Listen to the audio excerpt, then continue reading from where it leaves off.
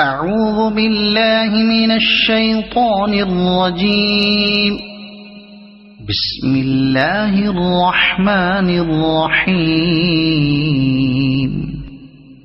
الحمد لله الذي أنزل على عبده الكتاب ولم يجعل له عوجا قيما لينذر بأسا شديدا من لدنه ويبشر المؤمنين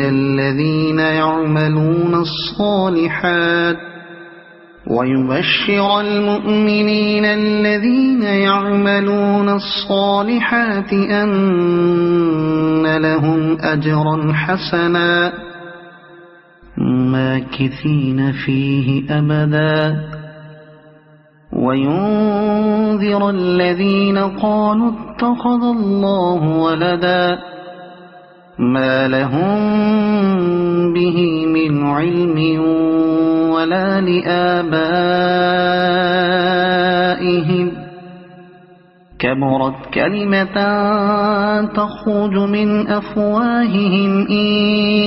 يقولون إلا كذبا فلعلك باخع نفسك على آثارهم إن لم يؤمنوا بهذا الحديث أسفا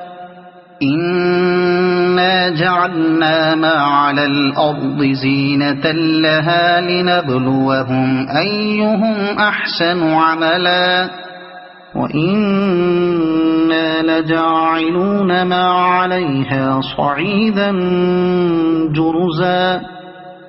أم حسبت أن أصحاب الكهف والرقيم كانوا من آياتنا عجبا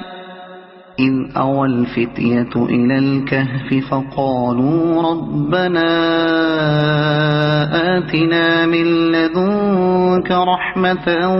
وهيئ لنا من أمرنا رشدا